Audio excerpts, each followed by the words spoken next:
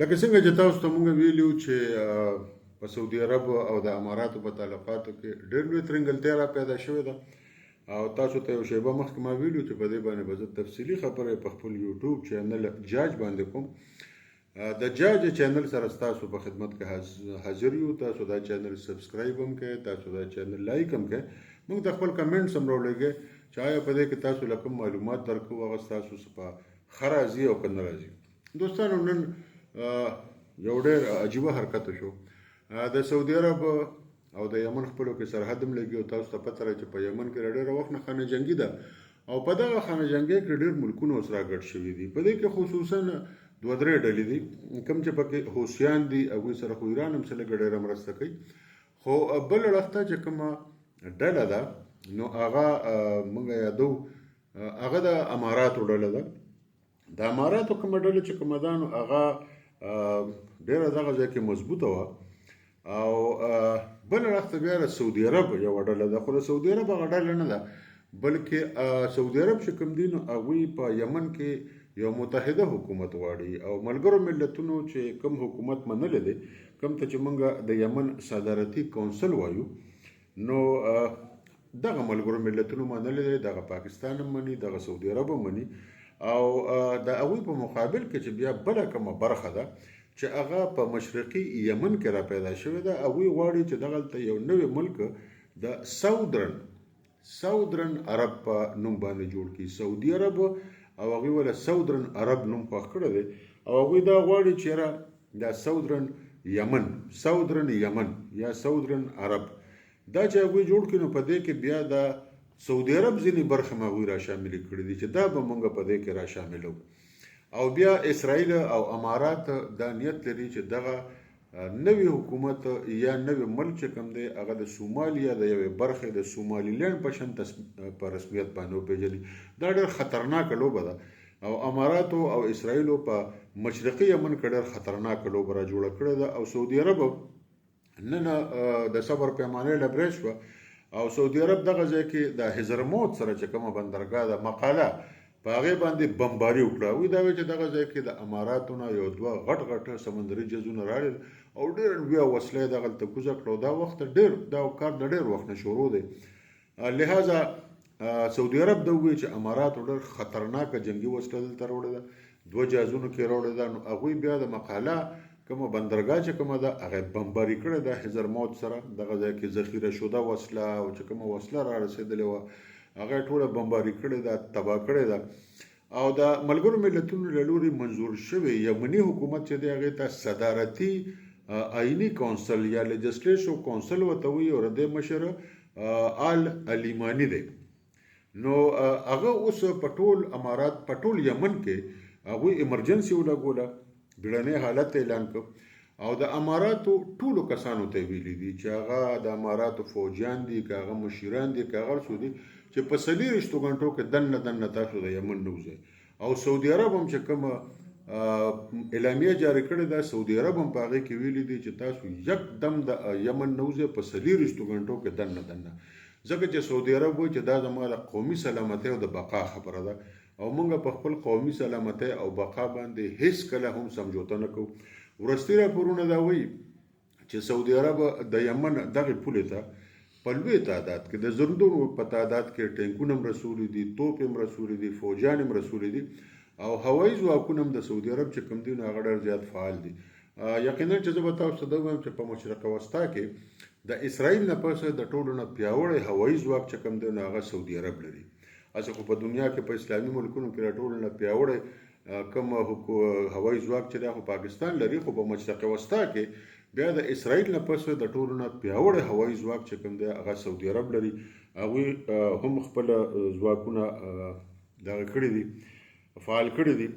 دا په اماراتو کې چې د امارات په یمن کې چې د اماراتو او د اسرائیلو کومه پراکسي ده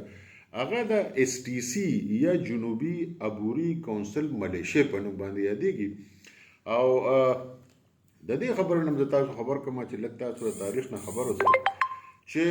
امارات چې کوم دي متحده عرب امارات ابو دوبۍ او دا ملکونه چې کوم دي دا د بلوچستان BLA سره هم دغه ځای نه مرسته کیږي په پښتونخوا کې چې کوم ترهګر ډلې دي هغوی سره هم د دغه ځای نه مرسته کېږي. افغان طالبانو سره هم د UAE نه د اماراتو نه مرسته کېږي او د هندوستان او د UAE ډېر بهترین تعلقات دي. اماراتو په هندوستان کې تقریبا 1.5 ارب ډالر سرمایه کاري کړې ده او ګوادر او کراچۍ هغوی ولې خرابول غواړي، په بلوچستان کې ولې ګډوډ غواړي، په پښتونخوا کې ولې ګډوډ غواړي. څه خو په دې کې د اسرائیلو او څه پکې د هندوستان خپل مقاصد دي. د اماراتو خپل مقصد پکې دا دی چې د ګوادر په شان بندرګاه که آباده شوه نو دوبۍ ورسره شړیږي، ځکه چې ګوادر یوه قدرتي بندرګاه ده او جس چې د هغې جې ته ورسئ نو هغه رارسي. هلته سمندر ډېر ډوب دی. دوبۍ خو یو مصنوعي بندرګاه ده. دغه شان په کراچۍ کې که موږ ګورو د تیرو 15-13 کالونو چې کوم غرق وبل جوړو، مافیا را پیدا شوه، وار ګینګز پکې را پیدا شو، دا ټوله دې ته به ټوله سپلۍ د پیسو او د وسلو دا بر دوبۍ او د اماراتو نه کېده چېرې په کراچۍ کې غرق وبل جوړ شي او کراچۍ ناامنه شي او د کراچۍ بندرګاه شړه شي. دغه ټولې لوبې خو موږ سره د اماراتو د اړخه وشوې، خو په هغه وخت کې موږ ډېر کمزوري وو او امارات یو مضبوط ملک دی، ډېرې زیاتې پیسې دي ورسره. خو شکر دی اوس دا د 2015 میلادي کال د مۍ نه را په دې خوا پاکستان دی. پاکستان اوس د خپلو ستراتیژیکو مفاداتو دفاع هم کولی شي او تپوس هم کولی شي، خو اماراتو تر اوسه پورې دا خبره ذهن ته نه ده اچولې. که ستاسو دې خبرې ته هم سوچي چې د سعودي عرب او د پاکستان ترمنځ یوه دفاعي معاهده هم شوې ده چې ستراتیژیکه معاهده ورته موږ وایو، نو لهذا اوس چې لکه سعودي عرب ښکاره د اماراتو دا اقدام په یمن کې د خپل قومي سلامتۍ او بقا دپاره خطره ګڼي، نو پاکستان خارجه وزارت چې کوم لري هغوی هم دا بیان ورکړی دی چې موږ به سعودي عرب سره په هره خبره کې ډېر کلک ودرېږو، ځکه چې سعودي عرب سره زموږ دفاعي معاهده هم شوې ده او سعودي عرب د اسلامي نړۍ یو ډېر اهم ملک هم دی او بلکې زړه یې دی د اسلامي نړۍ. تر دې دمه خو خیر د پاکستان خارجه وزارت په دواړو هیوادونو باندې دا غږ کړی دی چې تاسو د خبرو اترو نه کار والی جنګ جګړې مه کوئ، خو د پاکستان خارجه وزارت په بیاناتو کې دا خبره نشته چې که معاملات هر ځای ته رسي نو بیا پاکستان د سعودي عرب سره کلک ودرېږي، ځکه چې د سعودي عرب سره زموږ ډېر نږدې تعلقات دي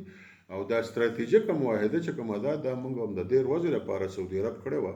چې که داسې واقعات راغلل نو پاکستان به سعودي عرب سره ودرېږي او سعودي عرب به بیا پاکستان سره ودرېږي. نو یقینا چې د دې حالاتو نه مې تاسو خبرولی چې زمونږ پښتانه چې کوم دي نو اکثر په اردو کې ورته داسې معلومات نه میلاویږي، په انګریزي کې ورته نه میلاویږي،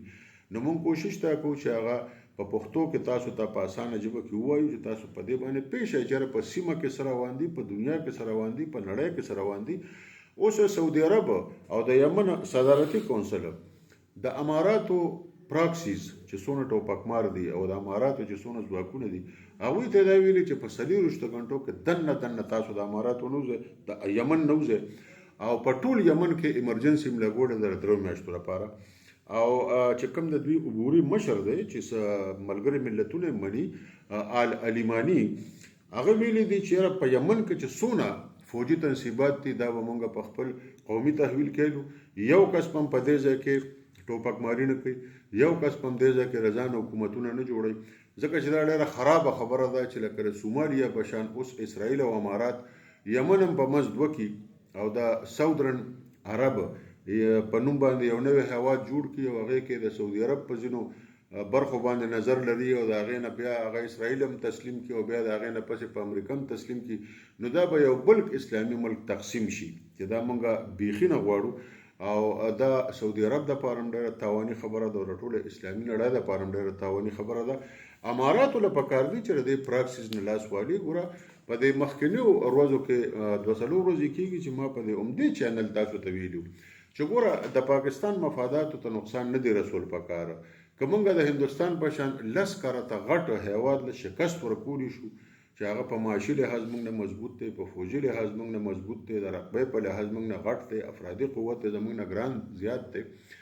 نو د دوبۍ شړول یا د ابو دوبۍ شړول څه دونه ګران کار نه دی، خو پاکستان تر اوسه پورې ډېر د صبر او زغم نه کار اخیستی. خو که د پاکستان مفاداتو ته نقصان رسی او امارات BLA نه کنټرول کوي، افغان طالبان نه کنټرول کوي، TTP نه کنټرول کوي، د هندوستان سره چې کومې یارانې جوړې کړي دي په دغې لږه نظرثاني نه کوي، نو یقینا چې بیا پاکستان دونه توان لري چې په سیمه کې چې امارات د ځان نه کوم تانیدار جوړوي دغه تانیداري به له پاکستان ختمه کړي. اوس سعودي عرب سره موږ په دې معامله کې کلک ولاړ یو. خدای دې وکړي چې امن دې راشي. خو د سعودي عرب خبره ټیک ده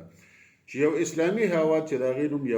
یمن دی په مزه نه دی نیمول پکار. په یمن کې یو حکومت پکار دی. اسرائیل او اماراتو چې کومې لوبې شروع کړي دي په یمن کې دا بیخي د منلو وړ نه دي ځکه چې دا د سعودي عرب په پوله باندې پروت دی او بیا سعودي عرب ته هم ته نقصان رسي. اسرائیل چې کوم دی نو په تاریخي توګه د سعودي عرب په ځینو برخو باندې دعوه لري.